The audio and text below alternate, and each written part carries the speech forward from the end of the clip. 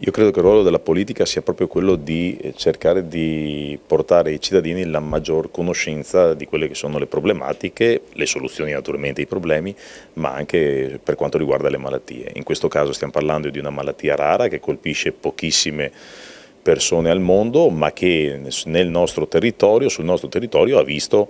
una famiglia in particolare colpita e oggi è anche oggetto di studio, e quindi penso che sia stato utile proprio partendo da Venezia lanciare questo messaggio che poi naturalmente arriverà in questo caso fino in Spagna con questa iniziativa fatta da AFIF, quindi dall'associazione,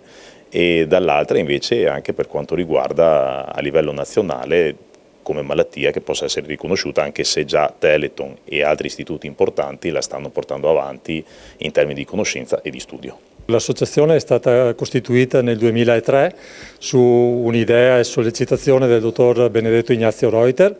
che già stava studiando questa ipotetica patologia, e per cui sono 20 anni e più che siamo attivi, all'inizio poco in maniera palese, adesso di più perché abbiamo appena concluso un progetto decennale con Telethon e il fine principale dell'associazione è quello di far conoscere le malattie rare e sostenere i familiari e le persone che ne vengono colpiti. L'insonnia familiare fatale è la malattia specifica nostra che rientra nelle malattie da prioni,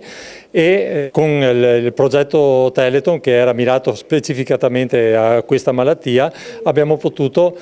sperimentare questo farmaco che ha dato delle buone risposte. Un farmaco che addirittura potrebbe risultare efficace anche in altre malattie neurodegenerative più diffuse, più impattanti.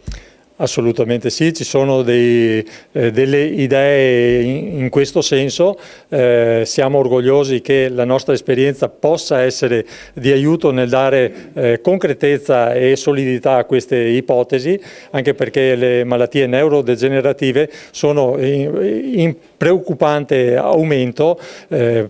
Le particolari più conosciute, Alzheimer, Parkinson, e non avendo ancora risposta, il fatto di poter contribuire a questo ci rende orgogliosi.